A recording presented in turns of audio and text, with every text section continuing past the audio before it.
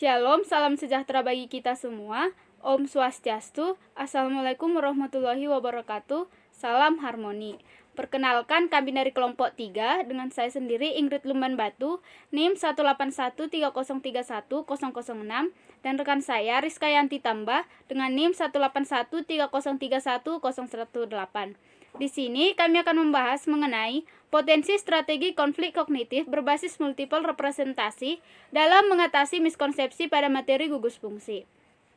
Adapun bagian-bagian yang kami bahas, yang pertama bagian pendahuluan, yang kedua bagian dasar teori, yang ketiga hasil dan pembahasan, dan yang terakhir simpulan dan saran.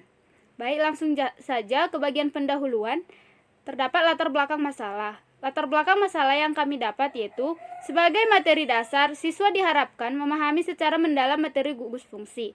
Kan tetapi, fakta di lapangan menunjukkan bahwa masih terjadi miskonsepsi pada materi gugus fungsi. Dan hasil penelitian menunjukkan bahwa pemahaman siswa mengenai konsep yang berkaitan dengan gugus fungsi masih termasuk dalam kategori rendah dan sebagian besar mengalami miskonsepsi. Berdasarkan latar belakang yang didapat, maka tujuan dari makalah ini adalah untuk mengatasi miskonsepsi pada materi gugus fungsi dengan menggunakan potensi strategi konflik kognitif berbasis multiple representasi. Adapun dasar teori yang kami gunakan untuk menyelesaikan masalahnya yaitu, yang pertama, pengertian dan macam-macam gugus fungsi. Perlu kita tahu bahwa gugus fungsi merupakan gugus yang memberikan karakteristik terhadap senyawa organik.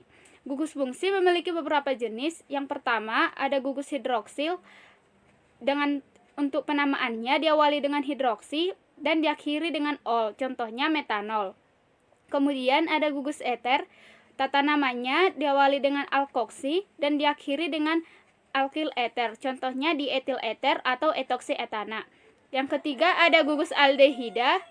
Tata namanya diawali dengan okso dan diakhiri dengan al, contohnya asetaldehida atau etanal. Kemudian gugus keton, untuk tata namanya diawali dengan keto atau okso dan diakhiri dengan on, contohnya metil etil keton atau butanon. Kemudian gugus amina, untuk tata namanya diawali dengan amino dan diakhiri dengan amina, contohnya metil amina atau metanamina. Selanjutnya gugus karboksil, untuk tata namanya diawali dengan karboksil dan diakhiri dengan asam moat, contohnya asam asetat atau asam etanoat atau asam cuka. Kemudian gugus alkil, untuk tata namanya diawali dengan alkin dan diakhiri dengan ana. Selanjutnya gugus alkenil, tata namanya diawali dengan alkenil dan diakhiri dengan ena. Dan yang terakhir adalah gugus alkinil, diawali dengan alkinil, tata namanya diawali dengan alkinil dan diakhiri dengan una, contohnya asetilena atau etuna. Baik, selanjutnya yaitu pembelajaran konflik kognitif. Konflik kognitif adalah bagian terpenting dari proses mengidentifikasi, memperoleh dan mengkombinasikan keahlian, kemampuan dan perspektif untuk menghasilkan keputusan yang berkualitas. Nah, pelaksanaan proses pembelajaran dengan menggunakan konflik kognitif akan menerapkan hal-hal antara lain sebagai berikut. Yang pertama, mengidentifikasi miskonsepsi yang ada sebelum pelajaran dimulai. Yang kedua, mencari dan kemudian mengembangkan butir-butir kebenaran dalam setiap pemahaman yang dimiliki siswa. Yang ketiga, meyakinkan siswa bahwa kepercayaan yang sedang mereka anut perlu direvisi. Yang keempat, memberikan motivasi kepada siswa untuk mempelajari penjelasan yang benar. Yang kelima, saat menunjukkan kesalahan atau kelemahan dalam penalaran atau kepercayaan siswa, guru tetap menjaga perasaan harga diri mereka. Yang keenam, memantau apa yang siswa katakan atau tulis untuk memastikan apakah miskonsepsinya masih kukuh dipertahankan atau tidak. Nah, selanjutnya yaitu multiple representasi. Multiple representasi merupakan bentuk representasi yang memadukan antara teks, gambar nyata, atau grafik. Pembelajaran dengan multiple representasi diharapkan mampu untuk menjembatani proses pemahaman siswa terhadap konsep-konsep kimia. Representasi kimia dikembangkan berdasarkan urutan dari fenomena yang dilihat, persamaan reaksi, model atom dan molekul, dan simbol. Nah, pada umumnya pembelajaran kimia yang terjadi saat ini hanya membatasi pada dua level representasi, yaitu makroskopik dan simbolik. Level berpikir mikroskopik dipelajari terpisah dari 2 tingkat berpikir lainnya, sehingga siswa cenderung hanya menghafal representasi submikroskopik dan simbolik yang bersifat abstrak atau dalam bentuk deskripsi kata-kata. Akibatnya tidak mampu untuk mengembangkan atau membayangkan bagaimana proses dan struktur dari suatu zat yang mengalami reaksi. Nah, selanjutnya yaitu hasil dan pembahasan. Strategi konflik kognitif dapat ditimbulkan apabila pengajar menciptakan suatu situasi di mana siswa menemukan kesukaran-kesukaran sehubungan dengan pengetahuan yang telah dimilikinya, atau itu disebut miskonsepsi.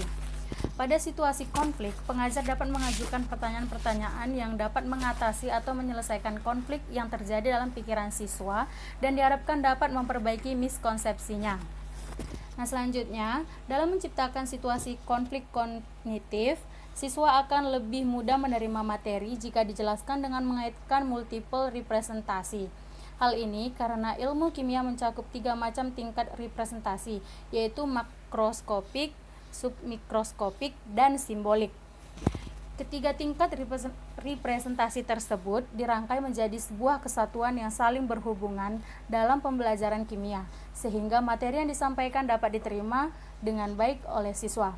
Dengan ketiga tingkat representasi tersebut menjadi kunci keberhasilan memahami konsep-konsep kimia dengan baik. Nah, selanjutnya yaitu simpulan dan saran. Kesimpulan yang kami dapatkan yaitu salah satu upaya untuk memperbaiki miskonsepsi yakni dengan strategi konflik kognitif berbasis multiple representasi. Hal ini karena salah satu kunci utama dalam membelajarkan kimia organik adalah dengan mengaitkan ketiga tingkat representasi. Nah, saran dari kami diharapkan agar pengajar dapat menggunakan potensi strategi konflik kognitif berbasis multiple representasi dalam mengatasi miskonsepsi pada gugus fungsi. Demikian presentasi kami ucapkan terima kasih.